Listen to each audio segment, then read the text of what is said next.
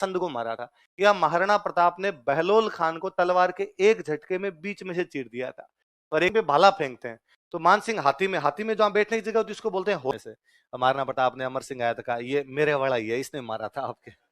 सुल्तान खान उसकी तरफ देखा था कि हाँ तुम यार बहादुर पिता के बहादुर पुत्र हो, और वास्तव में यार तुम, तेरी आंखों में मैंने जो चिंगारी देखी थी वो भयंकर। उदय सिंह जी के सबसे बड़े बेटे थे महाराणा प्रताप। बड़े बेटे कौन थे? लेकिन भाई उदय सिंह जी मरते मरते राजा बना गए जगमाल को। किसको बना गए? इसका मतलब है जगमाल की मम्मी से ज्यादा बनती है। यही हुआ। मतलब 1540 में प्रताप का जन्म हो गया। कहां पे? कोमल। कहां पे हो गया? छोटा बच्चा क्या कहलाता है? तो कुंभा भी बचपन में कीका, सांगा भी बचपन में कीका, बापा रावल भी बचपन में कीका, तो प्रताप भी बचपन में। रानी का नाम क्या है? अजब दे पमार। क्या नाम था रानी का? ये दे लगता ना बीच में, दे का मतलब होता है देवी। दे का मतलब क्या होता है? देवी। तो अपने पूरा देवी नहीं लिखते थे, अपने कितने में काम चला लेते। अच्छा, प्रताप की खूब सारी रानियां थी, और रानियां भी थी। ये मुख्य रानी जो पटरानी है उनका नाम क्या है? मेवाड़ में क्या पूरे राजतंत्रों में एक रिवाज होता कि राजा का वह बेटा जो अगला राजा बनेगा अंतिम संस्कार में भाग नहीं लेगा। राजा का वह बेटा जो अगला राजा बनेगा अंतिम संस्कार में भाग। उदय सिंह जी राजा किसको बना के गए? जगमाल। इसका मतलब बाकी वाले भाई अंतिम संस्कार में जाएंगे, लेकिन जगमाल जो अंतिम संस्कार में, जगमाल घर पे रहेगा, जगमाल अंतिम संस्कार के अंदर भाग नहीं लेगा। तो जगमाल जो है वो अंतिम संस्कार के अंदर नहीं गया। अब वहां अंतिम संस्कार होने वाला है, वहां सब खड़े हैं, तो सबका ध्यान गया कि महाराणा प्रताप वहां खड़े हैं। कौन खड़े? तो आपस में काना पूछे होने लगे, महाराणा प्रताप तो बड़े बेटे हैं, ये क्यों खड़े हैं, ये क्यों खड़े हैं, ये तो रिवाज ही नहीं है, बड़ा बेटा तो घर पे रहता है। तो धीरे धीरे प्रताप को पता चला। प्रताप पूछो आप यहाँ क्यों खड़े हो? तो प्रताप ने कहा अरे आपको पता नहीं होगा, मैं बड़ा बेटा हूं, लेकिन पिताजी मुझे राजा नहीं बना के गए। पिताजी राजा किसको बना के चले गए? इसलिए राजा तो कौन बनेगा? जगमाल। इसलिए देख लो जगमाल तो आया नहीं और मैं यहां पर आ गया। जनता ने विद्रोह कर दिया। जनता ने कहा ये क्या तरीका? और हमारा सबसे योग्य राजकुमार कौन है? महाराणा। और इस समय मेवाड़ जब संकटों में घिरा हुआ अपने सबसे बड़े दुश्मन का सामना कर रहा है, उस समय आप जगमाल को राजा कैसे बना सकते हो? हमारा राजा कौन होगा? प्रताप। और उदय सिंह जी कौन होते हैं राजा बनाने वाला? राजा बनाने का अधिकार सलुम्बर वालों के पास। किसके पास है? और सलुम्बर के सामंत कृष्णदास चुंडावत। क्या नाम था? कृष्णदास चुंडावत वहीं खड़े थे, और जनता ने उनकी तरफ देखा। कृष्णदास जी, चुंडा जी ने राज छोड़ा था। चुंडा जी ने कहा था कि मैं राजा नहीं बनूंगा। राजा किसको बनाएंगे? मोगल। उस दिन कहा गया था कि चुंडा के वंशजों को अधिकार है कि वो मेवाड़ में क्या बनाएंगे, और आपके आंखों के सामने ऐसा पाप हो रहा है।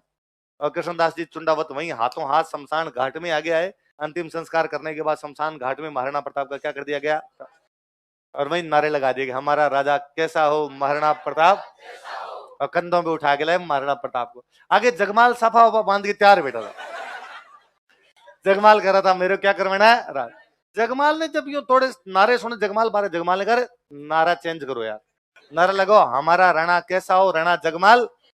कृष्णदास चुंडा ने थप्पड़ मारूंगा तो जगमाल को तो हटाया, जगमाल को हटा के वहां पे किसको बनाया? ये बात बताती है कि तब जनता के पास में इतने अधिकार थे कि जनता ने अपने पहले वाले राजा के निर्णय को उलट दिया। और जनता ने कहा कि पहले वाला राजा कुछ भी कह के गया हो, हम उसको राजा मानते। हमारा राजा कौन है? महाराणा। ये बात ये बताती है कि महाराणा प्रताप को उसके बाप ने राजा नहीं बनाया, जनता ने बना लिया। ये बात बताती है कि महाराणा प्रताप राजा बनने से पहले भी कितने जनप्रिय रहे होंगे, कि जनता तब भी कितना चाहती होगी कि अपने योग्य राजकुमार के लिए जनता अपने पिछले वाले राजा के निर्णय को भी बदलने के लिए तैयार। वरना राजा को क्या मतलब था? ये वो टाइम था जब कहते थे कि कोई नरप हो हमें क्या हानि, कोई राजा बन जाओ, जनता कोई भी हानिया लाभ। प्रताप भणो जगमाल भणो टैक्सी तो देने, जगमाल भी तो टैक्सी लेगा, प्रताप भी क्या लेगा? पर जनता को लगता था ना सब प्रताप प्रताप राजा कौन बनने चाहिए?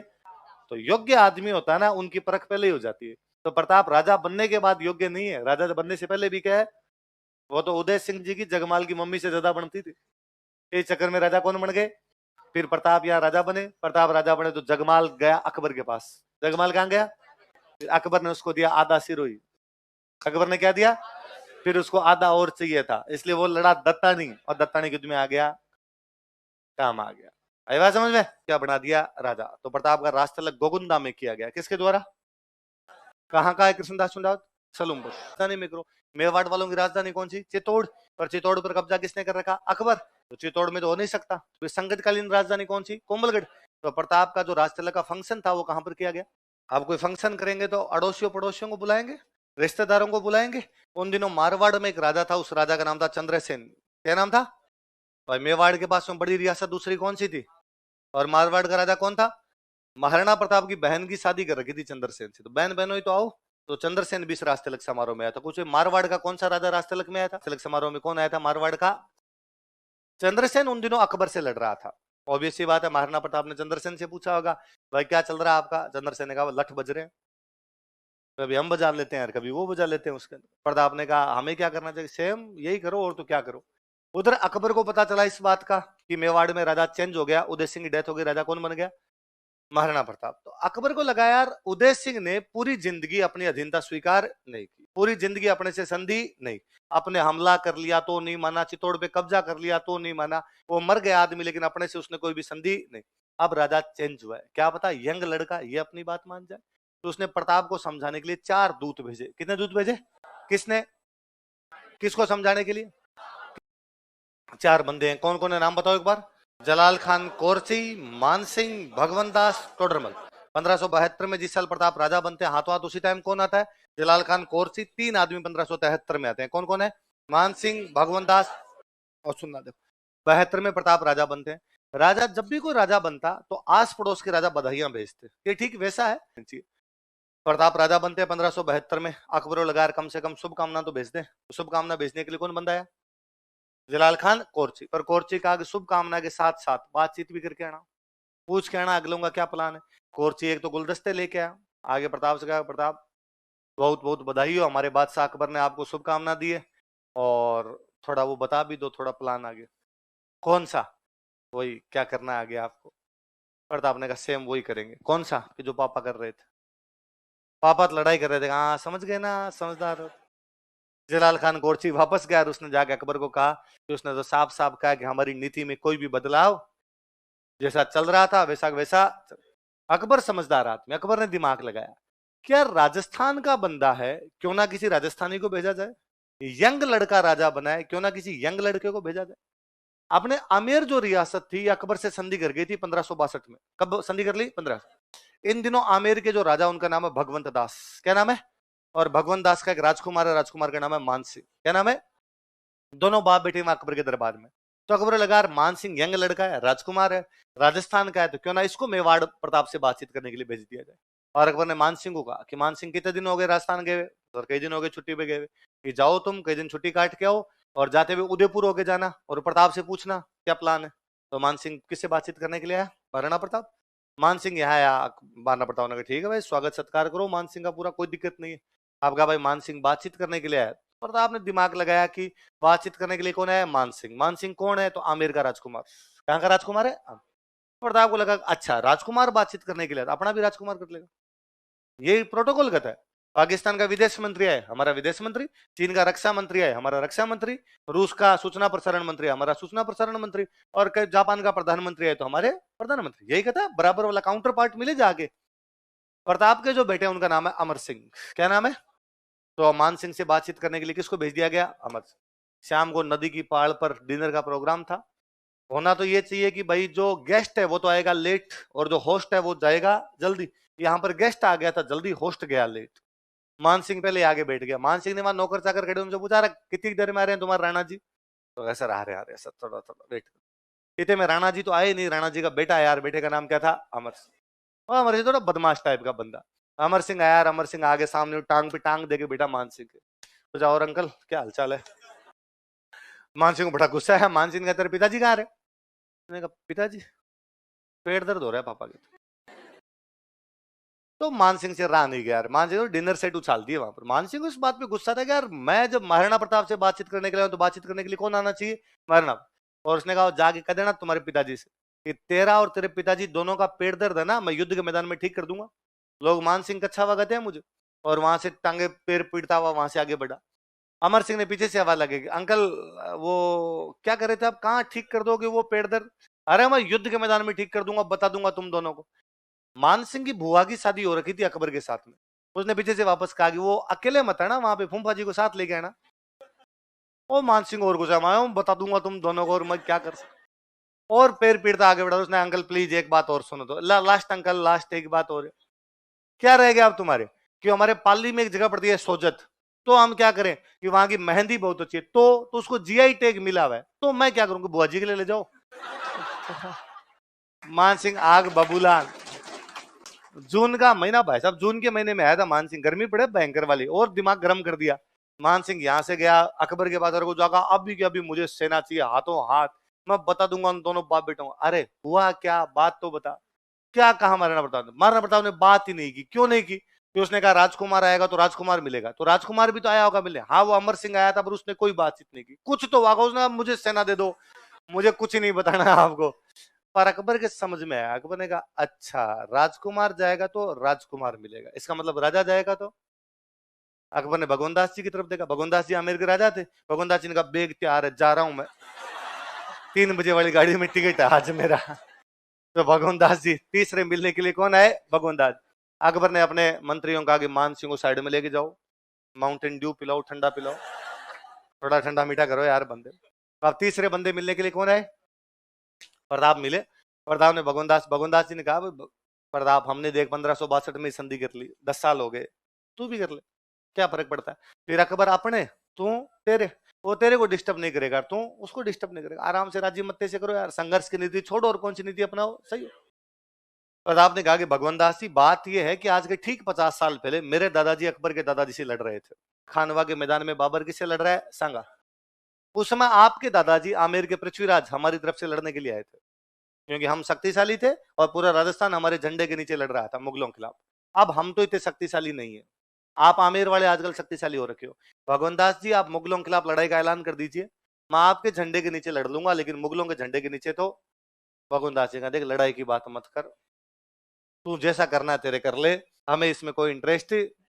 तो प्रताप ने कहा तो आप अपना ध्यान रखो, आप क्या पंचायती करते हो, पहले बेटा आ गया अब खुद आ गए, मैं और अकबर देख लेंगे। भगवान दास जिन जागे अकबर को कहा कि वो किसी भी प्रकार से बात मानने के लिए तैयार है, और अकबर फिर भी दिमाग लगाता, अकबर को लगता है नहीं यार, वन मोर ट्राई। इस बार अकबर ने अपने निर्मला सीतारमन को भेजा। अकबर का जो फाइनेंस मिनिस्टर था, जो वित्त मंत्री था, उसका नाम क्या था?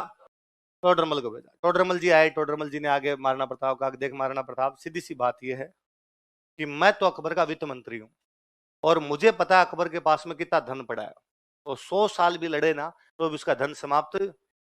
तुम छोटी रियासत हो, पहाड़ों में बैठे हो, कहां से रिसोर्सेज आएंगे, कहां से हथियार आएंगे, कहां से धन आएगा, इसलिए लड़ाई बंद कर दो, संधि कर लो। लड़ाई करोगे तो इसमें तेरा घाटा उसका। प्रताप ने कहा टोडरमल जी बिस्किट लो चाय के साथ, अकेली चाय नहीं पीते, एसिडिटी हो जाती है, प्लीज चाय वाय पिलाई टोडरमल जी को। टोडरमल जी कहा टोडरमल जी हाँ वो आप बताना क्या क्या कर रहे थे आप, कि पैसे नहीं है, तो अकबर को जाके कहो कि लड़ाई की तैयारी करे, और मेरे पैसों की चिंता मत करो, अभी हमारे मेवाड़ के भामाशाह मरे नहीं है। कौन है मरे मेवाड़ के? टोडरमल जी वापस गए। टोडरमल जी ने जाके अकबर को कहा कि अकबर, महाराणा प्रताप किसी भी तरीके से मानने के लिए तैयार है, जब बातचीत के सारे रास्ते बंद हो जाए फिर लास्ट में तरीका क्या बचता है ना। ये प्रताप का स्वाभिमान है। ये अकबर ने 4 बार ट्राई किया था, लेकिन एक बार भी उसके मन में ये नहीं आई कि मैं अकबर से क्या कर लूं संधि। तो 4 बंदे कौन कौन आए थे?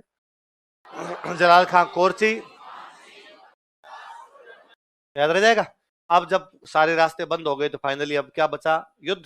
अब अकबर को लगा कि यार सेनापति बना के किसको भेजा जाए, और अकबर को लगा कि मान सिंह को। किसको? क्योंकि सबसे अधिक प्रताप के खिलाफ गुस्सा किसमें है? मान सिंह में गुस्सा है, इसलिए इस गुस्से को भुनाया जाए अपने पक्ष में। इसलिए पहली बार मान सिंह को इंडिपेंडेंट सेनापति बना के भेजा गया था, तो मेवाड़। इससे पहले मान सिंह किसी भी युद्ध में सेनापति बना के वहां से आगरा से रवाना होते हैं, अजमेर तक अकबर खुद आता है। कहां तक आता है? अजमेर में बैठ के मान सिंह, अकबर, बाकी सब एकदम सलाह करते हैं क्या करना है क्या नहीं करना है। फिर अकबर यहाँ अजमेर से अकबर मान सिंह को कहता है कि जा सिमरन, इसको सेनापति बना के भेजा गया मान सिंह। वो जो युद्ध है उस युद्ध का नाम है हल्दी घाटी। क्या नाम है?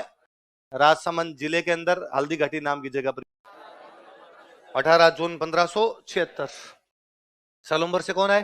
कृष्णदास चुंडावत। ग्वालियर से रामसाद तोमर। अफगानों की सेना के साथ हाकिम खान सूद। भीलों की सेना के साथ इधर अकबर खुद नहीं आया, अकबर के 2 सेनापति आए। कौन कौन? मान सिंह और आसफ। घाटी घाटी ये पहाड़ों के बीच की जगह है, 2 तरफ पहाड़ियां, एक तरफ गोगुंदा के पहाड़, एक तरफ खमनोर के पहाड़ है।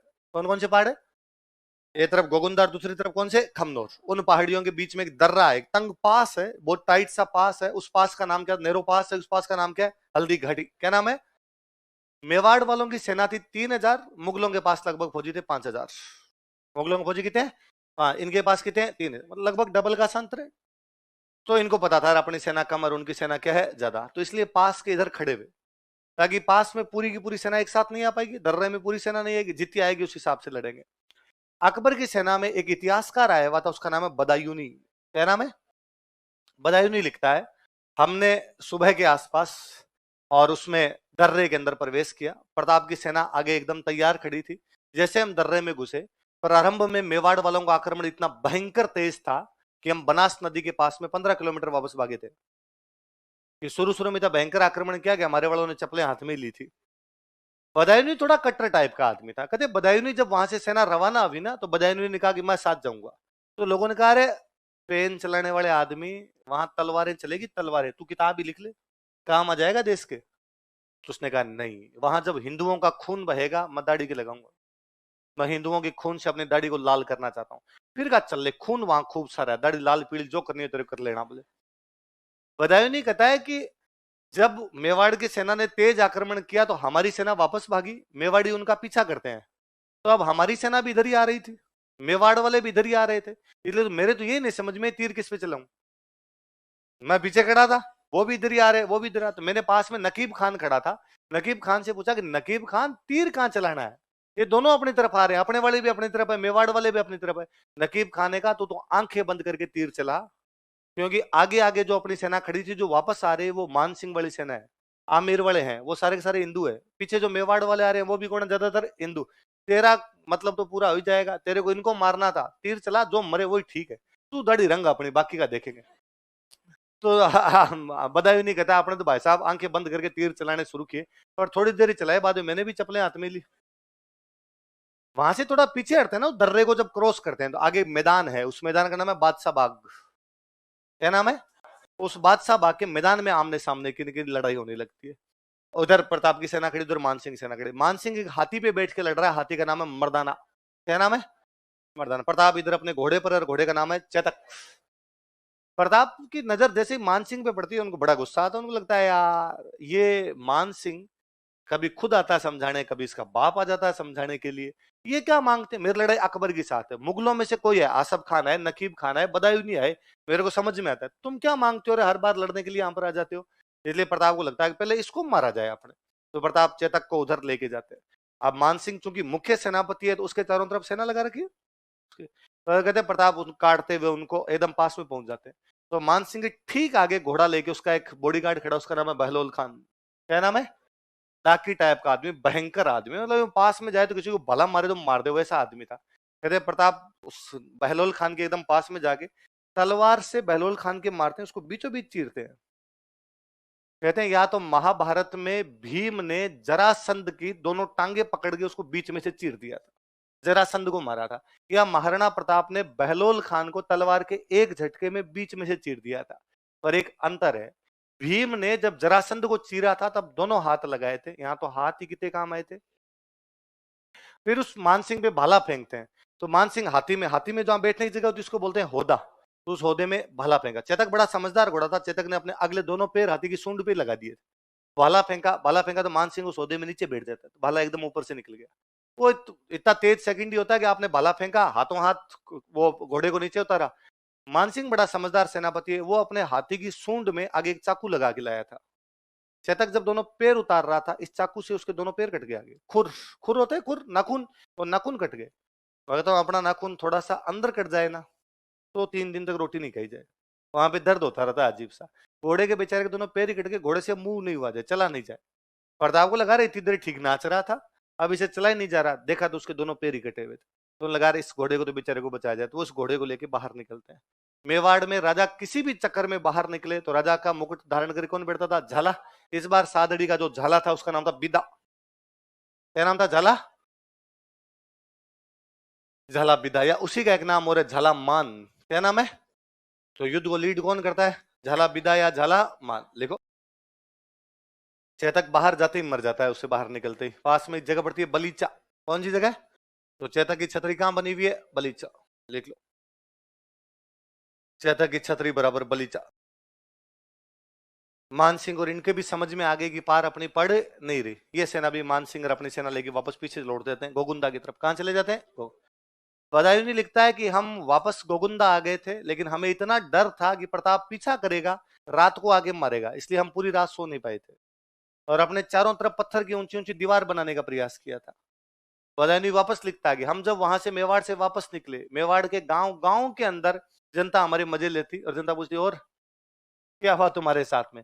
भील हमारा हथियार लूट लिया करते, भील हमारा अनाज लूट लिया करते। उस जून की तपती दोपहरी के अंदर जैसे तैसे राम राम राम राम करके हमने अजमेर का रास्ता लिया। मान सिंह और आसफ खान दोनों अकबर के पास पहुंचे। अकबर ने जाते पूछा कि पकड़ लाए प्रताप को? उनका नहीं। तो मार दिया? नहीं। तो उसने सरेंडर कर दिया? नहीं। तो उसने संधि कर ली? नहीं। तो क्या सोच कर आए थे कि सुल्तान खुश होगा, इनाम देगा? और मान सिंह आसफ खान का, आज के बाद तुम दोनों मेरे को दरबार में देखो, टांगे तोड़ दूंगा तुम दोनों। अरे सर सुनो, चोरी का भगया। अरे सर नहीं पकड़ में आ रहा। अकबर ने कहा मैं खुद जाऊंगा और मैं दिखाऊंगा तुम्हें पकड़ के कि कैसे होता है पकड़ना। इसलिए अक्टूबर के आसपास अकबर अटैक कर देता। कब अटैक करता है अकबर? अक्टूबर 1576 के आसपास अकबर ने अटैक किया। अकबर स्वयं मेवाड़ पर आक्रमण कर देता है। अब ये मेवाड़ की सेना पहाड़ों के अंदर बैठी है। अकबर आगे उदयपुर पे कब्जा करता है। कहां कब्जा करता है? उदयपुर पे कब्जा करता है। उदयपुर से अपनी सेना को कहता है कि जाओ महाराणा प्रताप को पकड़ के आओ। सेना बेचारी जाए, दिल्ली मार खा के वापस आ जाए। भाई पहाड़ों में लड़ने का एक्सपीरियंस ही नहीं है आपकी सेना को, नए पहाड़ों के रास्ते पता है, पहले वाले पहले से बैठे हुए, वो लोकल लोग है वहां के, उनको रास्ते भी पता है, पूरे संसाधन लेके बैठे हुए। इसलिए मुगलों की पार दिल्ली बेचारी सेना आ जाएगी, साहब नहीं मिला हमें, मिला तो वो आगे, नहीं मिला तो उसने अपने बंदे ही मार दिए, हमारी पकड़ के अंदर तो नहीं है। अकबर ने फाइनली पूछा, अरे भाई ऐसा क्या है यार कि तुम मुगल हो के, तुम मुगल हो यार, छोटी मोटी चीज थोड़ी हो और तुम पकड़ नहीं पा रहे हो? सैनिकों ने कहा सर मुगल हैं, गूगल थोड़ी है, लोकेशन थोड़ी पता है कहाँ है कहाँ नहीं। अकबर को फाइनली समझ में आया कि मारना पड़ता पकड़ में। तो अकबर ने दूसरा दिमाग लगा। अकबर ने कहा एक चीज बताओ, एक राजा से हमने चित्तौड़गढ़ छीन लिया, उदयपुर छीन लिया, गोगुंदा छीन लिया, उसके बावजूद राजा हार मानने के लिए तैयार नहीं है। ऐसा क्या है यार इनके पास कि हम पूरे हिंदुस्तान की सेना लगाए बैठे इनके खिलाफ और राजा हार नहीं मान रहा? तो किसी ने कहा साहब जो आस पड़ोस के लोग है ना जितने महाराणा प्रताप के, वो महाराणा प्रताप का साथ दे रहे हैं। कौन? कि डूंगरपुर, बांसवाड़ा, जालोर, सिरोही, ये सब के सब इनके साथ में। तो अकबर ने कहा अच्छा तो इनको देखता हूं मैं पहले। तो अकबर इधर उदयपुर पे कब्जा करता है, अपने दो बंदों को उदयपुर सौंपता है और खुद चला जाता है डूंगरपुर, बांसवाड़ा। कहां चला जाता है? किसको सौंप दिया? जगन्नाथ कछवाहा व सैयद फखरुद्दीन। जगन्नाथ कछवाहा मानसिंह का अंकल था, हल्दी घाटी वाले युद्ध में लड़ चुका था, एक्सपीरियंस होल्डर बंदा था। कहा तुम उदयपुर संभालो, मैं जा रहा हूँ बांसवाड़ा और डूंगरपुर। कहां जा रहा हूँ? और अकबर बांसवाड़ा पर अटैक करता है और बांसवाड़ा वालों ने कहा सरेंडर है भाई साहब रे, लड़ाई नहीं करनी है अपने। अकबर ने संधि करो और लिखो आज के बाद महाराणा प्रताप की कोई सहायता नहीं करोगे, नहीं करेंगे। उसके बाद अकबर का डूंगरपुर, डूंगरपुर उनका वो कागज लो साइन कर देते हैं, हम भी महाराणा प्रताप की सहायता। तो बांसवाड़ा डूंगरपुर दोनों किससे संधि कर गए? अकबर से। अकबर यहाँ से आगरा गया, बांसवाड़ा डूंगरपुर ने कहा मजाक कर रहे थे, प्रैंक था प्रैंक, कैमरे की तरफ हाई कर दो एक बार। तो मतलब इन दोनों ने संधि की, बांसवाड़ा डूंगरपुर ने, और दोनों ने संधि को फॉलो। तो महाराणा प्रताप के टाइम में ये इनका शानदार एक वो था कि भाई अपने सब मिलके लड़ेंगे। मिलकर लड़ने का मतलब है एक दूसरे की सहायता करेंगे, पर एक जगह इकट्ठे होकर नहीं लड़ेंगे, जैसे खानवा में लड़े थे। इकट्ठे होकर लड़ते हैं, सामने वाला बड़ी सेना लेके आता है, नुकसान उठाना पड़ता है। जो जहां है वहां लड़ो, डूंगरपुर वाला डूंगरपुर लड़ो, बांसवाड़ा वाला बांसवाड़ा, सिरोही वाला सिरोही, जालोर वाला जालोर, मारवाड़ वाला मारवाड़ और मेवाड़ वाला मेवाड़ में लड़ो। और यदि किसी की पार नहीं पड़े, जो छोटे छोटे डूंगरपुर बांसवाड़ा, तो एक बार संधि कर लो, टाइम आएगा तब वापस लड़ लेंगे, कोई दिक्कत नहीं है, फालतू के अंदर मरना नहीं है। तो फिर अकबर यहां से चुपचाप निकल के चला गया। अकबर ने इस बार अपना एक नया सेनापति लगाया। उस सेनापति का नाम था शाहबाज खान। क्या नाम था? बड़ा शानदार कमांडर था शाहबाज खान। और अकबर ने शाहबाज खान कहा कि शाहबाज खान तू तो महाराणा प्रताप से कुंभलगढ़ छीन ले। क्या छीन ले? क्योंकि महाराणा प्रताप के पास कोई ढंग का किला बचा हुआ था, तो कौन सा बचा हुआ था? कुंभलगढ़। संकटकालीन राजधानी कौन सी थी? कुंभलगढ़। ये तो इनसे कुंभलगढ़ छीन ले, बाद में अपने आप ये सरेंडर कर देंगे। और देख लेना पक्का छीन ही लेना, नहीं छीने तो मेरे को मुंह मत दिखाना। शाहबाज खान ने कहा सर चिंता ही मत करो। शाहबाज खान कुंभलगढ़ पर 3 आक्रमण करता है। कितने आक्रमण करता है? कितने आक्रमण? कहां पर? कौन? 1577, 1578, 1570। फिर बाद में पंजाब चला जाता है। कहां चला जाता है? अकबर ने कहा था मेरे को मुंह नहीं, तो अकबर ने वापस सेनापति चेंज किया। अकबर ने इस बार एक सेनापति भेजा, उनका नाम है अब्दुल रहीम। क्या नाम है? क्या नाम बताओ देखे? रहीमन धागा प्रेम का मत तोड़ो छिटकाए, टूटे से फिर जुड़े नहीं जुड़े। वो जो रहीम जी दोहे लिखने वाले रहीम जी, उनका नाम ही क्या है? अब्दुल रहीम। ये अकबर के दरबार में थे, न केवल दोहे लिखते थे बल्कि तलवार भी इतनी अच्छी चलाते, योद्धा थे शानदार वाले रहीम जी। और अकबर ने रहीम जी को कहा कि जाओ अब्दुल रहीम और जाके महाराणा प्रताप को पकड़ के लाओ। रहीम जी महाराणा प्रताप के प्रति थोड़े सॉफ्ट थे, और रहीम जी को ये लगता था कि यार दोस्ती उससे की जानी चाहिए जो दोस्ती करना चाहे। भारत में इतने सारे राजा, यदि कोई अकबर से दोस्ती करना चाहता है तो दोस्ती कर लो, पर यदि कोई कह रहा है कि मैं दोस्ती करूंगा नहीं, तो जबरदस्ती थोड़ी होती है यार। ये थोड़ी है किसी को थप्पड़ मार मार के दोस्त बन, आप किसी को लड़ाई करके को दोस्त बने, ये थोड़ी किया जा सकता है यार। अगला दोस्ती नहीं करना चाहता, नहीं करना चाहता, फिर वहां क्यों पंगे लेने। और अकबर को तो ये बात कौन कहे, रहीम जी ने अकबर को कहा भाई जाना है तो चले जाएंगे। पर रहीम जी यहाँ आए, और यहाँ पहाड़ों में उदयपुर में एक जगह थी शेरपुर, कौन सी जगह थी? यहाँ शेरपुर में आके बैठ गए, और अब महाराणा प्रताप के खिलाफ कुछ नहीं करे, चुपचाप बैठे रहे। सुबह शाम शिकार खेलने के लिए जाए, शाम को वापस आ जाए, पार्टी करके सो जाए अपने। और अकबर को लिख के भेज दे कि भाई हमने प्रताप को पकड़ने की कोशिश की थी पर प्रताप हाथ नहीं आया। अकबर उधर से गए, वेल डन, लगे रोके पीटअप रॉकी टप, है ना, वेल प्लेड बॉयज। पाकिस्तान वाले कहते रहते हैं वेल प्लेड बॉयज। पाकिस्तान वाले जब भी हार जाते हैं, उनका कप्तान जब भी जाता है वो क्या कहता है? बॉयज प्लेड वेरी वेल, लड़कों ने बहुत अच्छा खेल खेला लेकिन हमारी पार पड़ी नहीं है। तो पाकिस्तान वालों की अंग्रेजी बेहद कमजोर है। तो चलो, तो कुल मिला के भाई रहीम जी लिख के भेज दे हमेशा कि भाई हमने महाराणा प्रताप को पकड़ने की कोशिश की लेकिन महाराणा प्रताप हमारे हाथ नहीं। अब अकबर ये भी तो नहीं पूछ सकता ना कि भाई हाथ क्यों नहीं आया। यदि अकबर ये पूछ लेता तो रहीम जी लिख के भेज दे कि भाई मान सिंह आसफ खान तुम खुद और शाहबाज खान चारों मिलके बता दो कैसे पकड़ना है, जैसे तुमने कोशिश की थी वैसे ही हम कोशिश कर रहे हैं। तो अकबर बेचारा कही ठीक है। उल्टा ये हुआ था कि अकबर जब वापस गया था ना, तो मान सिंह आसफ खान रास्ते में खड़े थे। तो मान सिंह आसफ खान ने कहा जब पकड़ लेगा, वो पीछे प्रताप ही है क्या? वेरी गुड यार, पकड़ रहा है। अकबर ने कहा थप्पड़ मारूंगा, कल से दरबार में जाना चुपचाप। तो मान सिंह आसफ खान ने कहा हम पहले ही कह रहे थे उन पहाड़ों में पार नहीं पड़ रही। तो रहीम जी यहाँ कई दिन तो बैठे रहे। एक दिन महाराणा प्रताप के बेटे थे अमर सिंह, क्या नाम था? वो उधर रहीम जी के कैंप की तरफ गए हुए, रहीम जी ने सारे शिकार खेलने के लिए गए हुए, तो कैंप खाली पड़े। तो अमर सिंह ने पास में जाके आवाज लगाई, भाई रहीम जी, रहीम जी।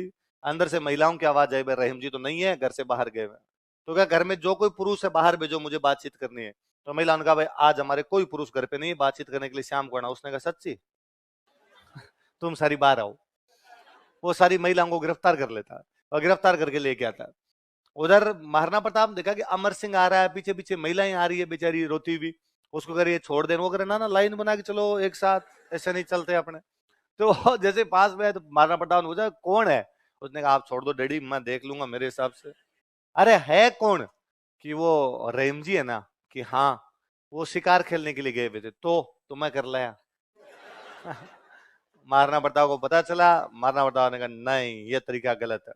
उन महिलाओं को कहा सॉरी, तुम मेरी बहन के समान हो, ये जो भी हुआ है गलत हुआ है, तुम आराम से रहिए, निश्चिंत रहिए, तुम्हारे साथ कोई बुरा बर्ताव नहीं किया जाएगा।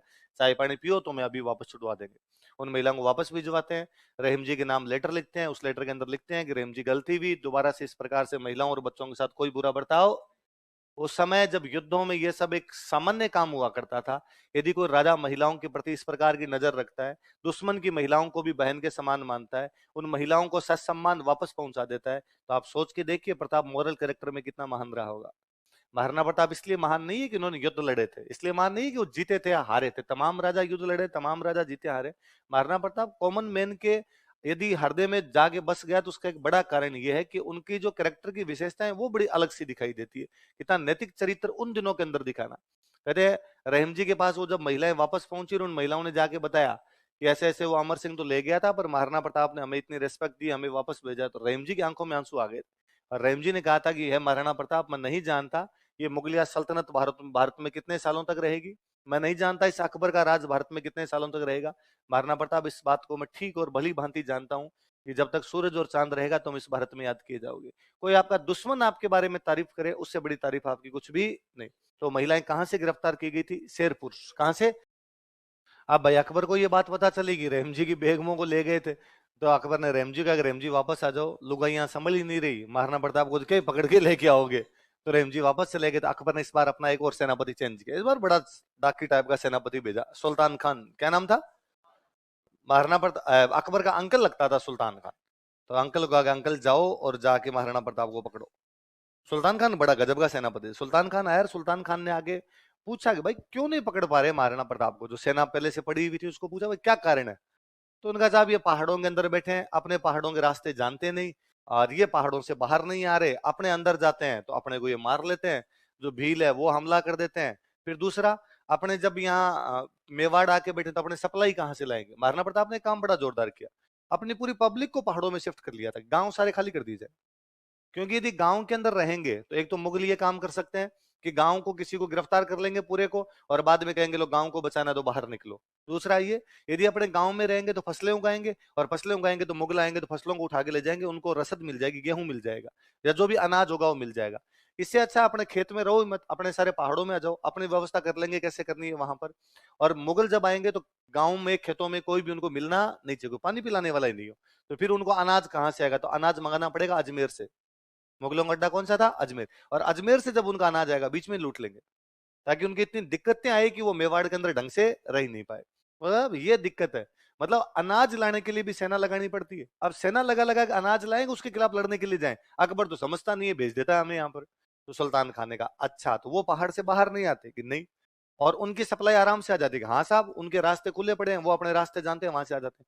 कौन कौन से रास्ते हैं जहां से उनको अंदर सप्लाई पहुंचती है। कहा साहब एक रास्ता है देबारी का रास्ता। कौन सा रास्ता है, उदयपुर साइड में देबारी नाम की जगह, वहां से एक रास्ता पहाड़ों में घुसता है, वहां से आ जाता है। और का एक डूंगरपुर साइड से एक रास्ता घुसता है देवल, वहां से उनके पास सामान आ जाता है। और का पाली की तरफ से एक रास्ता घुसता है देसुरी, यहां से आ जाता है। और का इधर अजमेर राजसमंद की तरफ से एक रास्ता घुसता है दिवेर, यहां से सारा का सारा आ जाता है। 4D कौन कौन से रास्ते हैं, देबारी, देवल, देसुरी। उसने कहा रास्ते ब्लॉक कर दो, इन चारों रास्तों पे सेना लगाओ, ताकि अंदर किसी भी प्रकार की सप्लाई पहुंचे नहीं, और बाहर अपनी सप्लाई आराम से आती रहे। अपनी सप्लाई कौन से रास्ते से आती है, कहा दिवेर वाले रास्ते से, अजमेर वाले रास्ते से आती है। उसने कहा यहां मैं बैठा हूं, अपनी सप्लाई में रुकने नहीं दूंगा, बाकी सारे रास्ते ब्लॉक रखो, देखते हैं कितने दिन तक पहाड़ों में बैठेंगे। एक दिन बाहर निकलना ही पड़ेगा, बाहर निकलेंगे तो मरेंगे, क्योंकि इनकी सेना कम और अपनी सेना क्या है, ज्यादा। और उसने वास्तव में ब्लॉक कर दिया। महाराणा प्रताप पर अंदर बैठे वेट एंड वॉच में ही है कि कब जाए कब जाए, तब कुछ अपने कर सकते हैं, तब तक कुछ ही नहीं कर सकते। इन बिटवीन उस साल दशहरा आया, अपने यहाँ दशहरे पर हथियारों की पूजा होती है। तो जब दशहरे पर हथियारों की पूजा करते हैं, उसके बाद भले छोटा मोटा युद्ध करो, पर युद्ध क्या करते थे, छोटी मोटी को झड़पियों पर युद्ध वगैरह हुआ करते थे। दशहरे पे जो युद्ध होते हैं उनको बोलते टीका दौड़। क्या बोला करते, टीका मतलब हथियारों की पूजा की, हथियारों के तिलक लगाया, टीका लगाया, उसके बाद जो युद्ध करने जाते, इसलिए क्या बोला करते, टीका दौड़। महाराणा प्रताप ने पहाड़ों में हथियारों की पूजा की, हथियारों की पूजा करने के बाद कहा हाँ भाई अब बताओ कहां पे लड़ने के लिए चले। तो कहा भाई दुश्मन 4 जगह बैठा हुआ है। कहां बैठा है, देबारी, देवल, देसुरी और दिवे। पूछा मंत्रियों से कहां अटैक किया जाए। मंत्रियों ने कहा साहब देबारी, देवल या देसुरी, इन तीनों में से देख लो, कहीं पर एक जगह अटैक कर लेते। क्यों, कि यहाँ दुश्मन की सेना थोड़ी कम है, मुकाबला थोड़ा बराबर हो जाएगा। अपने दिवेर के अंदर उनकी सेना बहुत ज्यादा है, अपने है तो बाकी 3 जगह भी ज्यादा, पर यहाँ फिर भी थोड़ा मुकाबला कर सकते हैं। दिवेर में बहुत ज्यादा सेना पड़ती है उनकी, वहां नहीं जाना। और फिर दिवेर में सुल्तान खान खुद बैठा है। तो महाराणा प्रताप ने कहा फिर यार दिवेर पे ही करते हैं, क्योंकि वो सपने में भी नहीं सोच सकते कि हम दिवेर जा सकते हैं। वो पूरे निश्चिंत है कि वो 3 जगह तो आएंगे लेकिन दिवेर आएंगे नहीं। इसलिए 1582 के उस साल दिवेर पर हमला करते हैं। कहां पर हमला करते हैं, मुगलों की पूरी फौजी काट दी थी, भयंकर ही मारा था, सुल्तान खान समेत सबको मार मोड़ दिया था। इतना मारा था इस दिवेर वाले युद्ध के अंदर की बाद में 36,000 मुगल मेवाड़ में सरेंडर करते हैं। जगह जगह उन्होंने सरेंडर किया, बापुड़ो मारना मत रहे, तुम कहोगे वैसे कर कुरा लेंगे। लेकिन दिवेर का युद्ध सर्जिकल स्ट्राइक थी उस टाइम की, वो राजसमंद में जगह पड़ती है दिवेर। बैटल ऑफ दिवेर, अमर सिंह ने सुल्तान खान को मार दिया। अमर सिंह किल्ड सुल्तान खान। अमर सिंह ने किसको मार दिया, सुल्तान। कहते अमर सिंह ने सुल्तान खान के भाला मारा था तो भाला आर पार निकल गया था उसके। जब मुगलों की हार हो गई, या तो भाग गए मुगल सैनिक, या मर गए, या घायल पड़े थे, तो महाराणा प्रतापन घायलों को देख रहे थे, भाई घायल कौन है, उनको उठा के लेके आते हैं। तो पता चला कि बस सुल्तान खान घायलों में पड़ा, तड़फ रहा है, मरा नहीं है। तो महाराणा प्रताप खुद मिलने के लिए गए कि भाई बड़े भले ही दुश्मन है, पर दुश्मन से अंतिम समय में मुलाकात तो की जा सकती है। और सुल्तान खान को पूछा कि भाई तेरे को अंतिम इच्छा हो तो बता दे। तो मर रहा था वही बेचारा, तो उसने कहा यार मैं उस लड़के को देखना चाहता हूँ जिसने मेरे बाला मारा है। मैं सुल्तान खान हूँ, मेरे सामने कोई आ जाता ना उसको डर लगता है, और यार उस लड़के ने बाला मेरा मेरे आर पार निकाल गया यार। तो मारना पड़ता, लगा अरे मरने वाला है। अमर सिंह कैंप में बैठा था, अमर सिंह को बुलाएंगे तब तक ये मरमुरा जाएगा। तो एक पास में दूसरा सैनिक खड़ा था, उसको कहा कि ये है, इसने मारा है। उसने उस सैनिक की तरफ देखा, इसको तो मैं पड़ा पड़ा मार दूं, इसकी औकात है क्या सुल्तान खान को मारे, सही बंदा है तो लाओ, नहीं तो रहने दो। तो अमर सिंह को बुलाया कैंप में से, मारना प्रताप ने अमर सिंह आया था, कहा ये मेरे वाला ही है, इसने मारा था आपके। सुल्तान खान उसकी तरफ देखा था कि हाँ तुम यार बहादुर पिता के बहादुर पुत्र हो, और वास्तव में यार तुम, तेरी आंखों में मैंने जो चिंगारी देखी थी वो भयंकर वाली थी, और तू गजब का योद्धा है। फिर उसकी आंखें धीरे धीरे बंद सी होने लगी। तो महाराणा प्रताप अमर सिंह को कहते हैं कि इसके मुंह में गंगा जल डाल दे, कि मरते हुए आदमी के मुंह में गंगा जल डाला जाए तो उसको स्वर्ग मिलता है, ऐसा हम मानते हैं। तो अमर सिंह उसको गंगा जल डालता है उसके मुंह में, और उसकी सांसें नहीं निकलती। होता क्या है कि जब आपका खून निकल रहा होता है तो तब तक आप नहीं मरोगे जब तक पूरा खून नहीं निकल जाएगा, पूरा खून निकलेगा तब मरोगे। अब खून यदि धीमे धीमे निकलेगा तो धीरे धीरे मरोगे, तड़प तड़प के मरोगे। खून फटाफट निकल गया तो जल्दी मर जाओ। उसको भाला धंस गया अंदर बेचारे के, तो खून धीरे धीरे टपक टपक के आए, तो ये तड़फे, मरे नहीं। तो महाराणा प्रताप अमर सिंह कहते हैं कि इसका भाला खींच दे बाहर, ताकि एक साथ में भाला खींच जाएगा तो हाथों हाथ मर जाएगा, मरना तो ये बेचारा तड़फे क्यों। तो कहते वो इतना मोटा आदमी था यूं कि उसके भाला इतना अंदर घुस गया कि अब वो भाला निकले नहीं। फिर अमर सिंह उसके दोनों पैरों पर पैर रख के खड़ा होता है, भाला खींचता है, तब सुल्तान खान मरता है। अमर सिंह वो था जिसने सुल्तान खान जैसे डाकी को मार दिया था, भाला आर पार कर दिया था। हम बचपन से अमर सिंह के बारे में कहानियां सुनते आए कि एक दिन वो घास की रोटी खा रहा था और उसके हाथ से वन बिलाव छीन के भाग गया था। है ना, छोटी क्लासों में कविताएं लगती थी, हरे घासरी रोटी ही जिद बन बिलावड़ो ले भाग्यो, छोटो सो अमरियो चीख पड़ियो राणा रो सुत्यो दुख जाग्यो। और अपने लगता है कि अमर सिंह तो अंगूठा चूसता ही रहता था, है ना, घास की रोटियां खा रहा था और वन बिलाव उसके हाथ से छीन के भाग। अमर सिंह का जन्म 1559 में हो गया था। अमर सिंह का जन्म कब हो गया था? मैंने देखो कल भी आपको एक बात बताई थी कि उदय सिंह के पोता हुआ था। उदय सिंह धोख लगाने के लिए एक लिंग जी गए थे, उदयपुर की स्थापना की थी, बताया था। तो उदयपुर की स्थापना कब हुई? वो पोता अमर सिंह है, तो अमर सिंह का जन्म कब हुआ? 1559। तो हल्दीघाटी युद्ध के टाइम कितने साल का वो? 17। कितने साल का है? तो हल्दीघाटी वाले युद्ध में उसकी पोस्टिंग थी उदयपुर, कि यदि हम हल्दीघाटी में लड़ेंगे, उदयपुर में महिलाएं और बच्चे थे, यदि मुगल इधर अटैक कर देते तेरे को ध्यान रखना है। तो हल्दीघाटी वाले युद्ध में तो उदयपुर की तरफ था, इसलिए युद्ध में आया नहीं। बाकी 1580 में तो वो शेरपुर से अब्दुल रहीम की बेगमों को गिरफ्तारी कर लेता है, 21-22 साल का तो है। और 2 साल बाद 23 साल का जब वो 1582 में, तब तो बाकायदा सुल्तान खान को मारता है। तो ये युद्ध महाराणा प्रताप से भी ज्यादा किसकी बहादुरी का युद्ध है? वो कविता है। कविता के लिए हम कवि के लाख लाख आभारी हैं, पर कविता और कहानियां इतिहास नहीं होती। कविता और कहानियां, कविता और कहानियां है। हमने इतिहास को और कविता कहानियों को मिक्स कर दिया, इस चक्कर में अपनी हिस्ट्री गड़बड़ा गई। इसलिए कभी घास के अंदर उदय सिंह को ले जाना पड़ता है, कभी घास की रोटी किसको खिलानी पड़ती है। और मुझे तो वैसे भी लगता है काय घास की रोटी खाई होगी, सब पालक परांठे खाए होंगे। उसको बाद में अपने कह दिया क्या कर रहा है, राजा का बेटा था। पर वो संघर्ष दिखाने के लिए कभी नहीं कहा, देखो कितना संघर्ष किया, कैसी रोटी खानी पड़ रही थी, घास की रोटी खानी पड़ रही। पर अब की बार यदि आपको कोई सुनाए घास की रोटी कहानी, तो आप मन ही मन मुस्कुराना, बताना मत किसी को, अगर आप मुस्कुराना कि हमें भी मालूम है जन्नत की हकीकत, दिल को खुश रखने के लिए ख्याल अच्छा है गालिब। तो हमें बताया क्या हुआ था क्या नहीं हुआ था, हमें दूसरे को बताने की आवश्यकता नहीं। जम्स्टोड इस युद्ध के बारे में कहता है कि युद्ध मेवाड़ का मैराथन है। क्या कहता है इस युद्ध को? मेवाड़ का। मैं बताऊंगा मैराथन क्या होता है, एक बात लिख लो। जम्स्टोड ने इस युद्ध को मेवाड़ का मैराथन कहा था। और सुल्तान खान मर गया तो अकबर ने कहा सेनापति अब की बार कौन जाएगा? सेनापति ने कहा साहब दिक्कत यह है, क्यों जाना है, क्यों मरवाना चाहता है वहां पर? सेनापति ने मना किया, तो एक सेनापति तैयार हुआ, जगन्नाथ कछवाहा। कौन तैयार हुआ? मानसिंह का अंकल है, हल्दीघाटी में लड़ चुका है, उदयपुर बाद में पोस्टिंग थी।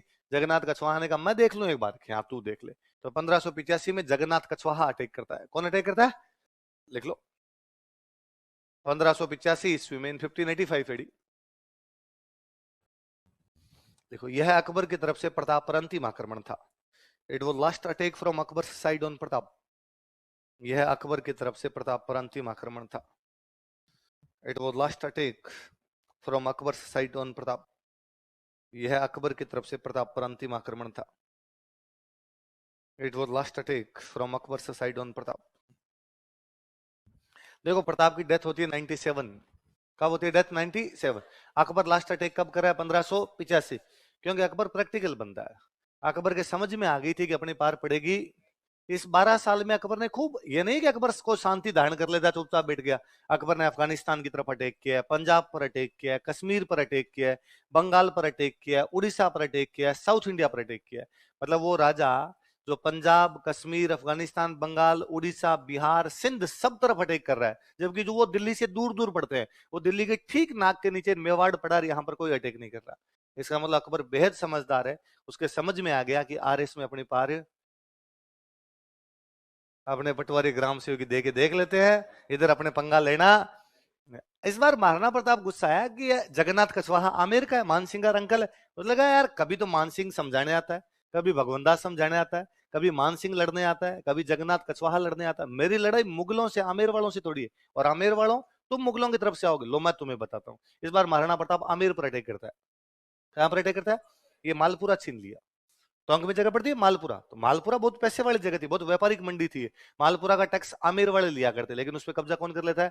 प्रताप। ताकि आमेर वाले, अब यदि अकबर आमेर वालों को कहेगा कि भाई लड़ने के लिए जाओ, उनका ऐसा मालपुरा के आगे आमेर ही है, फिर वो उस पर और कब्जा करेगा।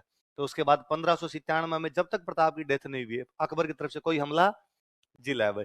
तो आमेर वालों से क्या छीन लिया था? माल। फिर अब जब मुगलों के हमले होने बंद हो गए, तो अब मुगलों के हमले बंद हुए थे, बाकी मुगलों की सेना अभी तक यहाँ बैठी थी, जिन अलग अलग जगह पर बैठी है वहां पर। अब महाराणा प्रताप ने सेना हटानी शुरू की, तो बाहर प्रताप पहाड़ों से बाहर निकल के आए, और बाहर निकल के आके अपनी एक राजधानी बनाई, चावंड। कौन सी बनाई? और मुगलों के जहां जहां अड्डे थे वो अड्डे उड़ा, चित्तौड़गढ़ तथा मंडलगढ़ को छोड़कर, एक्सेप्ट चित्तौड़गढ़ एंड मंडलगढ़। मेवाड़, प्रताप ने संपूर्ण मेवाड़ पर पुनः अधिकार कर लिया था। इनकी ये लोग तैयारियां कर ही रहे थे कि भाई कैसे क्या करना है। एक बार नए हथियार खरीदे थे, उनमें एक नया धनुष था, उस धनुष को ट्राई कर रहे थे। अगले वाली डोरी होती धनुष की, वो टूट गई, तो झटका लगा, पीछे गिरे। पीछे गिरे तो एक तो आंतें खिंच गई, एक पीछे गिरने से सिर में लग गई। तो अब साइंस में पढ़ते हैं रक्त का थक्का जमना, क्लोट, क्लोट बन जाता है, क्लोट। अब तो इलाज हो गया, उस टाइम इलाज होते नहीं थे, थोड़े दिन बीमार हुए, बीमार होगी क्या होगी? डेथ। तो प्रताप की चावंड में डेथ होती है 19 जनवरी को। कब होती है? लिख लो, 19 जनवरी 1597 ईस्वी को, और 19 जनवरी 1597 एडी। 19 जनवरी 1597 ईस्वी को, 19 जनवरी 1597 एडी। चावंड में प्रताप की मृत्यु हो गई। Pratap died at Chavand. चावंड में प्रताप की मृत्यु हो गई।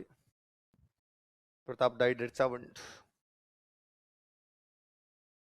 वहीं चावंड के पास में प्रताप का अंतिम संस्कार किया गया। उस गांव का नाम है बांडोली। क्या नाम है? तो प्रताप की छतरी कहां पर बनी हुई है? बांडोली। लिख लो, प्रताप की छतरी बराबर बांडोली।